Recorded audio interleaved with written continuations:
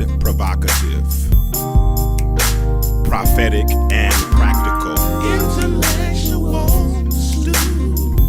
informative and inspirational. How you gonna do better if you don't know what better looks like? I do. intellectual, Come on, let's talk about it with me, the mind massager. intellectual.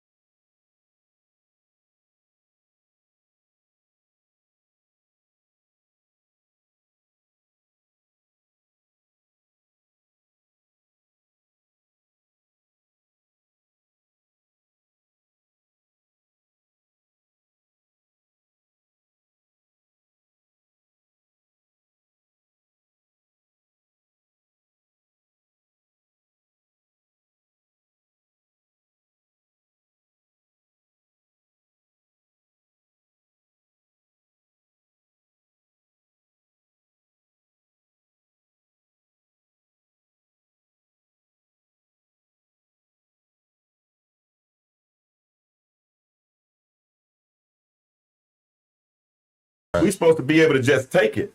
And then another thing, we supposed to be able to just take it. Just supposed to be able to take it. Say what now? And then another thing is. I'm sorry, backtrack. We're gonna keep 30 more minutes. The damn thing is messed up. Go back. Okay. All right, go ahead. Dang. The other thing is the community has been desensitized to us. Mm-hmm. So when we start to talk about our pain and we start to talk about our trauma, the fact that you're not going to receive it or you're not going to understand it, what's the point? What's the point of me even bringing it up or bringing it out if it's not going to be received, if it's not going to be heard? Yeah. All right. So go tip one again, bro. All right, listen. We had some audio difficulties in the. I'm not worried about it. They heard it on here, so it just is what it is. Ain't nothing I can really do about it, bro. If they messed it up, they messed it up. But yeah, so we don't rush back. We might have to do a part two, another part of this next week. Are you available next week? Okay, yes, yeah. So if you're available next week, we might have to do it again because we didn't. Unfortunately, it did not record tonight. No, so it recorded. I hit the damn mic. All right, so when you say Chief said men need us, and that's what I want to hear. And Astor, I appreciate you. I really do. I really appreciate you. But I'm kind of over women speaking for men. Okay. We're of age. What she say? You know, she said it seems that they are ashamed to talk about their hurt. Men? Yeah, and they're really not. I'm gonna be honest with you, and I'm gonna share this. Like I said, I own a barbershop at Ackworth in Ackworth, Georgia. Mm-hmm. I've seen this, like I said, for 28 years. There used to be a time guys would just come get in the chair. Yeah. And get their hair cut. Okay. Brothers are sitting down and opening their mouths about what they're experiencing in their home. Oh, yeah. You know what I mean? So we are very sensitive to what's going on. We are very sensitive to the connection. But there's not many places. It's not a safe place. Not a safe place. There you go. That's what Edward Menifee is one of my musicians. He said men need a safe space just as women need a safe space to express emotions. Absolutely. They do. Absolutely. We absolutely do. But like we said, it has traditionally not seemed masculine. Right. You know, I mean, you said I came from an era. Came from an era where my cousin would just run and hit me dead in my chest. Right. I mean, knock me in my chest. I mean, I can't breathe. I'm about to cry. Right. But that was supposed to be tough love, right? And if you cried, you were weak. You know what I'm saying? You were sorry. So what does a man look like coming home crying about his emotions or whatever? Right. So it's a tough place to be in. Right. And like I said, no disrespect, sisters. I love all of y'all, but I'm of age. I can speak for myself. And truth be told, most men are able to speak for themselves. Yeah. I'm in a singles group, and I remember one time we had this little discussion where women would put a post on the group and brothers wouldn't respond fast enough. And I came out and said, well, what if the women have desk jobs and the men are working for FedEx? Driving. Right. He can't respond. He's working all day long, but you're sitting at your desk, so you got all day to respond. Right. So you got to stop thinking how you think. Right. And step outside your box and think how they might think. Right. And if you notice, most times men ain't thinking for women. But they think for us. I've had people, I'll answer a question for somebody sometimes. We can't think for y'all. Let me tell you, I'll answer a question for people sometimes, for a woman, and she'll say, no, that ain't it, and then change my answer for me. Right. I'm grown. Right. I said what I said. Right. I can talk, man. Right. I can talk. Right. I can talk. So now, tip 3, don't rush back into the relationship. Go back to one. All right, I'll go back to it in a minute. Don't rush back. Okay, first tip was, what was the first tip? Let's go back. First tip was take your time. Right. We talked about time is relative. You don't go back until you've healed and you ain't ready to hurt nobody else. The second tip is learn proper dating etiquette. You know, you might want to do some research. You know, you might want to ask what her favorite flower is, or, you know, what kind of music she might like, or, you know, whatever. You might, you know, you do whatever. You got to learn proper dating etiquette. The third one I'd say it is don't rush back into a relationship. It's hard to take. I use this saying in the car business all the time. It's hard to move on to new business until you make old business new business. Does that make sense? Mm-hmm. Yeah. If you haven't dealt with the old business, then you really shouldn't Be dealing with you shouldn't be dealing with the new business. Right. So in other words, if you haven't gotten over your spouse, your ex-spouse, or you still got feelings, even if it's not feelings of love or eros type feelings, even if it's a hatred, Right. even if it's disdainment, even if it's being angry, you got to deal with that part first Right. before you move on to the next relationship. Because what'll happen is you'll start to project the feelings that you had on that individual on the next person, and they didn't do nothing for it. I mean, they didn't do nothing to deserve it. Right. I've heard that too. And like I said, I was the one that quick to jump back to the scene. So I've heard, I got it spit at me. The one that always did wrong is the first one to run out. The one that healed is the one that wait. But I don't know. I feel like I was good. Well, I mean, I know I got married in 98, 97, 98. I know in 2018, I was a better man than I was in 98. I can honestly say that. Okay. Because I grew up in the marriage. Absolutely. You understand what I'm saying? They make you. Yeah. I mean, I grew up. Now, unfortunately, I didn't manage the growth because I allowed us to grow apart, you know what I'm saying? Which eventually, of course, led to us where we are right now. Right. But I definitely grew up. So I was a better man. But see, I think that's manly because your last statement took total responsibility for everything. Man, I did it. And I mean, I think that's commendable, really. I did it. I deserved it. What I've always heard is, listen, and the older women pull me to the side and say, baby, listen, it take two. Oh, yeah. It take it does. two. And she'll say that. Even if you was letting go, if she was holding on, it would have, you know what I mean? Oh, yeah. And that's them ministering to me. Okay. So I had to accept that and say, okay, well, I understand, Mother, Smith, and So you were trying to take the blame initially and all that stuff. Yeah, but I went through a long period of time. It kind of put me in a place when I was, going through my mind and trying to heal. Like, what does this mean? Mm-hmm.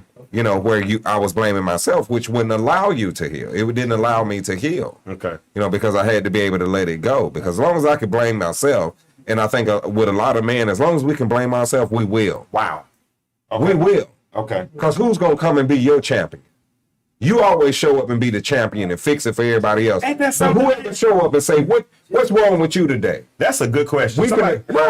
Answer right and put that question up. Whoever comes to be I'm talking to the person here. Okay. Whoever comes to the aid of the man to be our champion. Yeah. Who does it? It don't happen, bro. Because we're supposed to be invincible. All the time. I mean, you think about even when they started doing the in mass incarceration, mm-hmm. and they had to have a poster child for mass incarceration. Right. What was the first thing they showed? Yeah. A black man. Yeah, believe it. And called him what? That was the program. A super predator. Yeah. Yeah. They called him a super predator. Yeah. Put him on the screen. Yeah. With his dark skin, with his wide nostrils. Yeah. And his coarse hair. And even convince people we're gonna need a heavier round to contain this man. Ain't that something? We're gonna need to equip the police department with heavier round. I mean, this is real stuff. Yeah. This ain't just conversation we bumping the gums. Bro, this is real stuff. How somebody got legislated what you look like, who you are. And I haven't even all of these shows we're doing right now is a setup for something else. Trust me. Right. I hope y'all stick around with me for real. Because really, this is all set up for Jim Crow. You know how Jim Crow has been interweaved into our society, and it affects sisters how y'all think. Right. It affects brothers how we act. Think. Right. It affects how we think. It tells us that we can't think a certain way, and if we do think that way, then there's something wrong with that. So when they put that black man up, my daddy told me, check this out. I was 15 years old, 1987. My dad said, James, the black man will one day become extinct. Mm-hmm. That's what he told me. Mm-hmm. I'm thinking duck-billed platypus. Right. I'm thinking about the bald eagle. Right. I'm thinking about all of these animals, They're gonna be they're supposed to be on the endangered species list. But I ain't thought about a black man. Right. And I'm like, how, Daddy? He said, you're going to be through the prison system. Yeah. He said through homosexuality because they want to produce children. Yeah. He said through drugs. Yeah. He said through all of these things, these are going to excommunicate us out of society. Absolutely. Then Willie Lynch confirmed it by saying that the nature of the black male and the black female would be reversed. Mm-hmm. He would assume the role of the head of the household. Mm-hmm. He would start thinking like the man, and the man would take the back seat. Yeah. If you look right now, who is corporate America investing in? The woman, the black woman. They don't want us. No, they don't want us. They want to kill us. Yeah. Man, that's why prisons are so full. People do not think about it. Do the math. Right. It went from, in 20 years, the prison population went from 300,000 people to 2 million people in the United States. Right. At least 40% of that was black The increase men. was black men. So if And we're how much of the other population? 12%, well, Right. we only 6%. Right. Yeah. But black men, that's uncles, Yeah. that's fathers, Yeah. that's brothers, that's leaders. And guess what? There's a segment of society of young women that have never ever been around black men Right. because all they've ever seen is black women in leadership in their houses, Right. and everything else around. Right. Because when they Everything else a result of that. because where did police occupy? The hood. The hood. Yeah. They went into the projects. Yeah. They went into the hood and occupied. They didn't serve those people. They occupied them. That's where stop and frisk came along. Oh, yeah. That's why the crack rock gave you a 10 years for a dime rock. Oh, because yeah. they trying to get the black men out of the community. Right. And now what happened? Now we got a gender gap. Oh, believe it. But don't nobody want to talk about the gender gap. Absolutely. So answer this for me. Y'all answer this for me. And y'all sisters, y'all smarter than me. I know I'm not that smart. But help me out. If there are 3 million more black women than there are black men in society, how all y'all gonna get married? Right. And how everybody gonna get somebody? Right. I'll wait. Right. Now that's a real question. Because sisters, and I love them. Right. But we treat them like they're the prize because Right. because Right. Oh, man. because corporate America has put them in a certain way. I'm talking tonight. You talking tonight? Nah. So corporate America has put them in a certain Hey. place, right? Right. And they're the prize. Right. But it's 3 of y'all Nice. to 1 of us. Right. What the prize at? Oh, you woke me up on that one, baby. Yeah. Come on, Tell me who the prize is. Exactly. Tell me who the prize is. Exactly. If it's 3 million more black men and black Exactly. women Come on. than it is black men, how are you the prize? And you know what? And I ain't even coming at you like that. No. I'm still trying to come at you like a brother. I'm trying to come at you And you right. want to hit me But with you all can't- I'm not even worthy to come at you. I'm sorry. I'm not. Come on, man. And this is not. And you know what? I'm not bashing sis because We love y'all. We need you. and I'm raising daughters. That's it. But I want to raise us with a reality check. Real check. Because I do understand what has happened.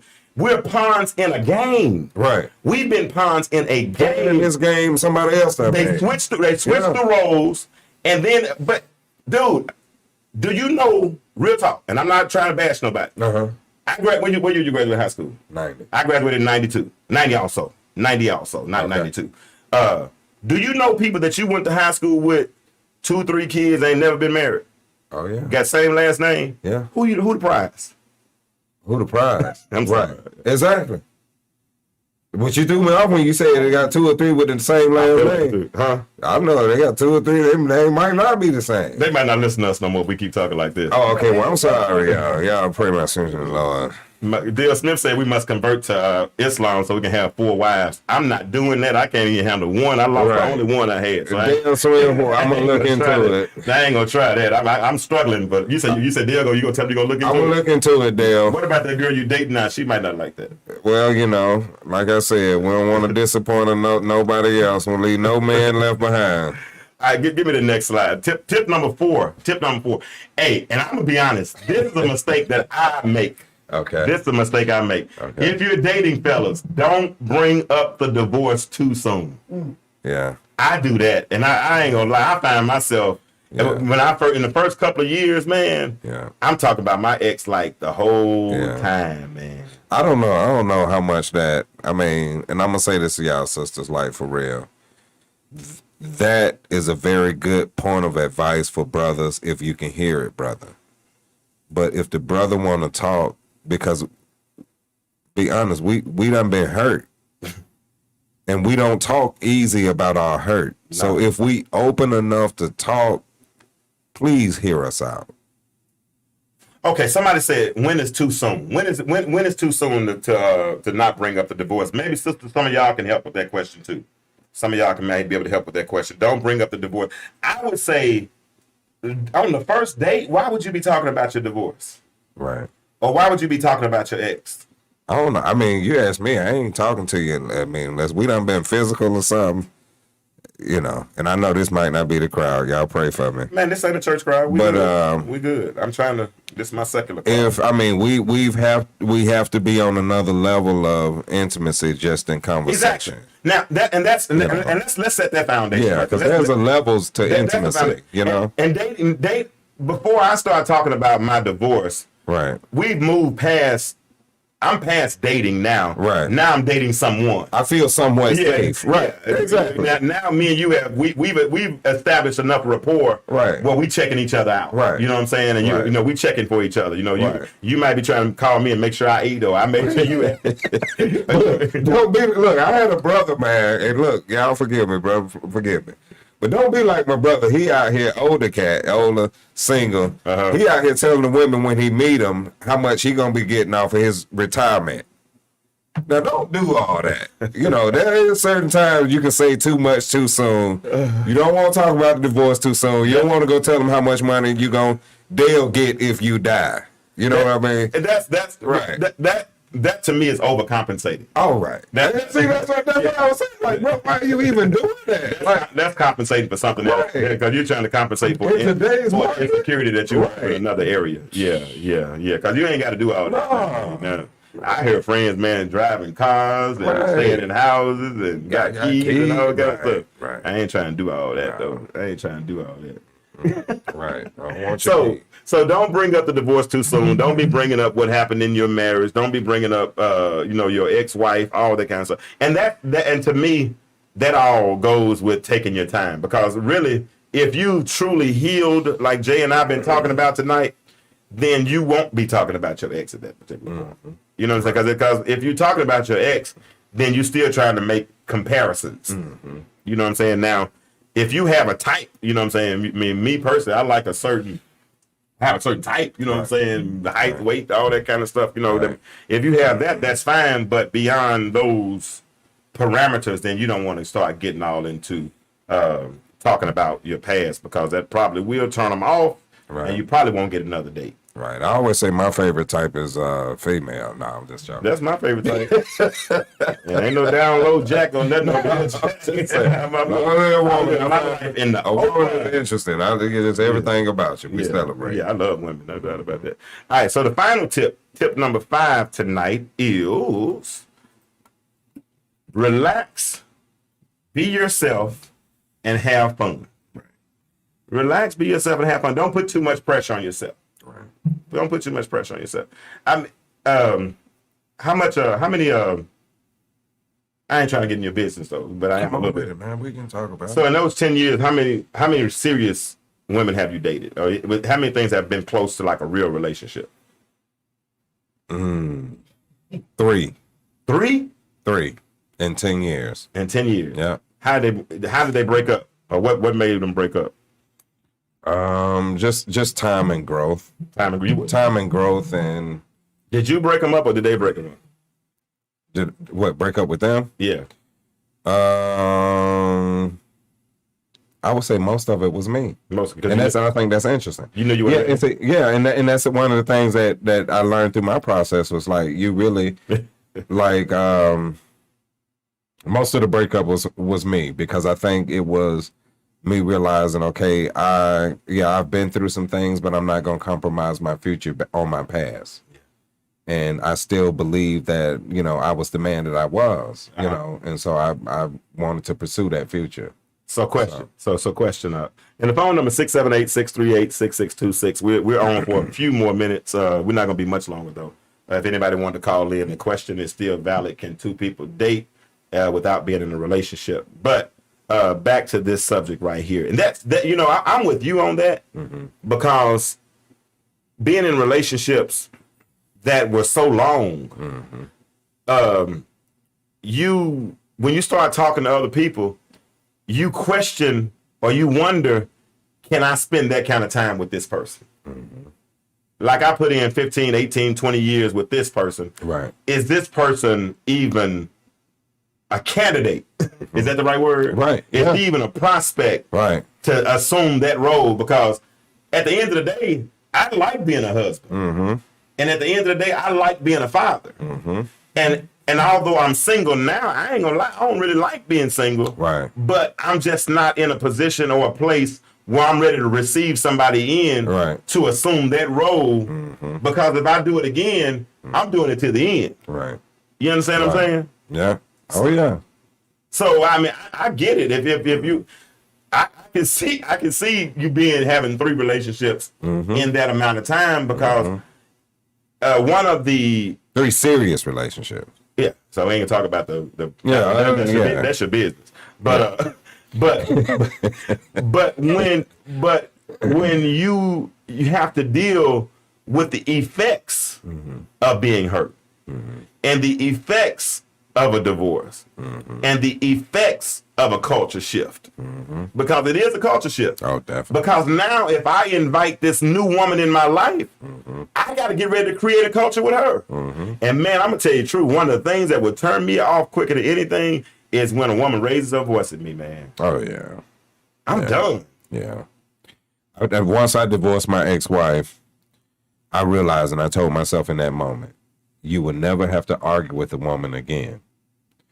Like, I felt like, okay, me and her had the marriage. We had all of the asset and all the things that we had acquired together. So, okay, maybe we get a little bothered. We may get to raise our voice a little bit. But I felt like after that marriage, like, listen, if I don't have anything in the bank with you, who are you raising your voice at? If we don't have a mortgage with our name on it, who are you raising your voice at?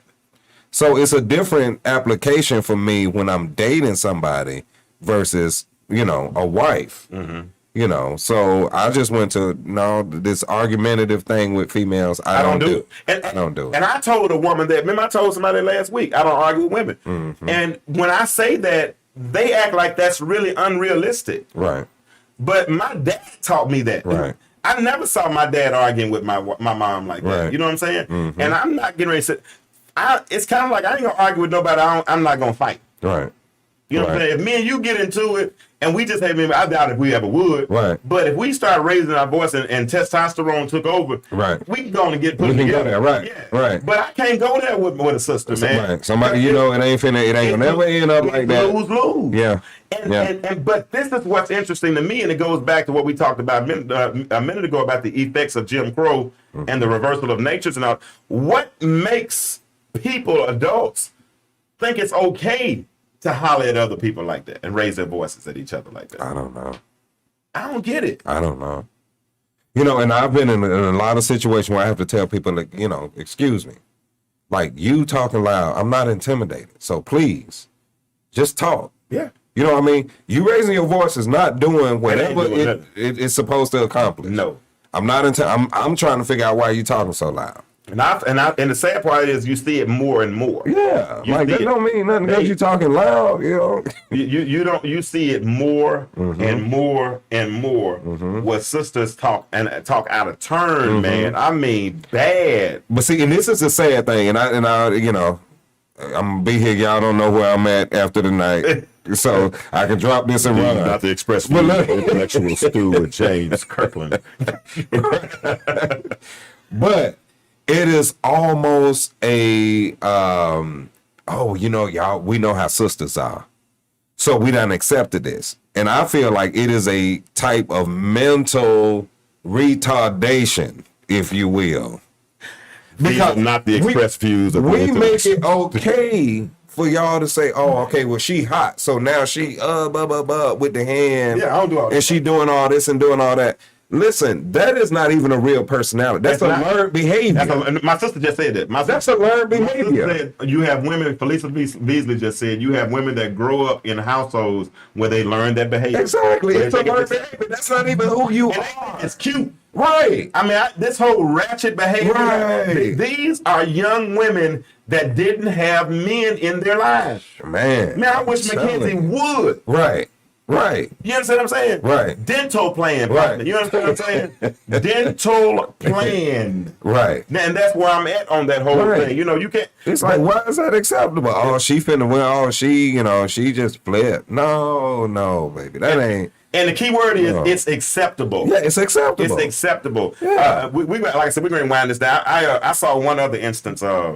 I saw another instance one time. It was on Facebook. Okay. This sister, she was a single mother, and she had a son, and he had gotten in trouble. So she had him write down all his infractions on a tablet, on a pad, and had him stand in front of Facebook and in front of all her female Facebook friends, right? And she had them talk about, now tell them what you did. Now tell them why you put me out. Why I put you out of my house? Shit, well, tell them. brother. And then I said, yeah. Well, you got him sitting there looking like Al Qaeda. All the women loving it. Right. I said, you got him sitting there looking like. Well, you don't say nothing to me because you got a wife and you got somebody to help you and you got this and you got that and you got this. I said, she said, and you ain't never been a single mama. I said, no, I ain't never been a single mama, but I sure been the boy. Right. I was abused, in my opinion, by a woman who used to talk crazy to me all the time. Right. And it's affected me in my adult life. Right. Because that's why I won't listen to women talk crazy to me.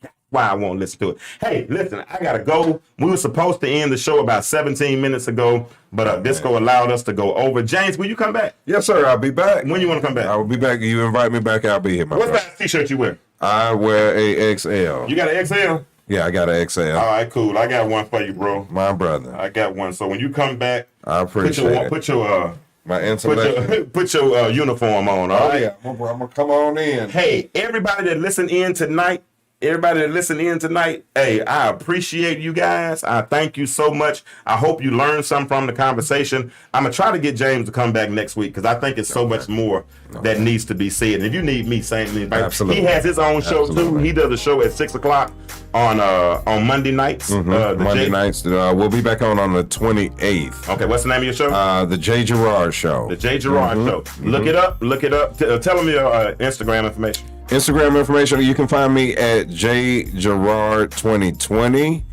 or King James 2000. That's on Instagram. King James 2000, J Gerard 2020. And we're on every other Monday. Okay. And appreciate the invitation. Well, you're gonna be on more Mondays because you're gonna be here. You're gonna be here with me because we're gonna talk and we're gonna find some more stuff to talk about. Ladies, listen, I appreciate you all. I appreciate everybody that's coming in to listen tonight. Remember, we're on the path to better. We're on the path to better. We're gonna take this information. Some of it's tight, but it's right. Some of it's a little bit bitter, but it's gonna make you better. Trust me. All right. Remember this right here. The world is changing, but the question is, why do you remain the same? I'll see y'all next week.